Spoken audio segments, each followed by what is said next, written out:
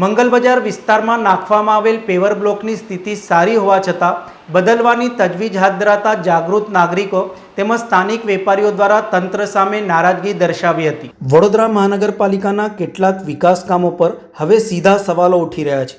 વડોદરા શહેરના મંગલ બજાર વિસ્તારમાં જ્યાં 80 mm પેવર બ્લોક સારી સ્થિતિમાં હતા, ત્યાં હવે 60 mmના નવા બ્લોક નાખવાની તૈયારીઓ થઈ રહી છે। નાગરિકોએ આ કામગીરીને અનાવશ્યક ગણાવી પાલિકા પર બેદરકારી અને ભ્રષ્ટાચારના આક્ષેપો પણ કર્યા છે।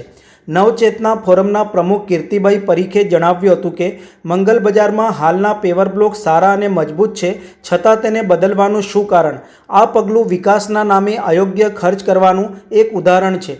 મુખ્યમંત્રીના આદેશ છતાં પણ તંત્ર પૈસાનો વેડફાટ કરી રહ્યો હોય તેવું લાગી રહ્યું છે। પાલિકાના શાસકો અધિકારીઓની વિકાસના નામે કરાતી આ પ્રકારની કામગીરીને લઈને લોકોમાં રોષ પણ જોવા મળી રહ્યો છે। પહેલાં તો ન્યૂઝ ચેનલનો આભાર કે અવારનવાર વડોદરાની જનતાનો અવાજ રજૂ કરે છે। બાકી હવે તો વડોદરાની જનતાનો અવાજ એટલો કચડી ગયો છે કે હવે બોલવાના ફાંફા પડે છે।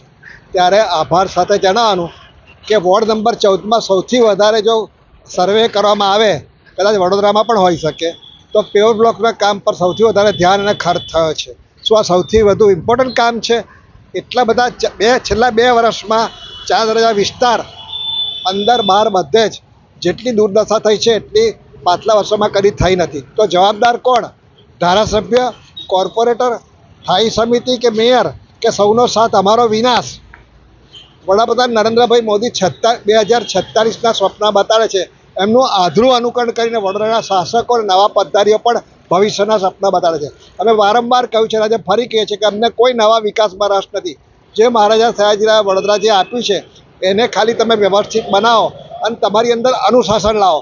એક ઉત્તરમાં જાય, એક દક્ષિણમાં જાય, તમે પહેલેથી નક્કી કેમ નથી કરતા? થાઈમાં દરેક વખતે ઝઘડા થઈને પેપરમાં આવે, આ શું માંડ્યું છે તમે? આમાં વડોદરાની પ્રજા જોઈ રહી છે કે ઝઘડા શેના છે તમારા?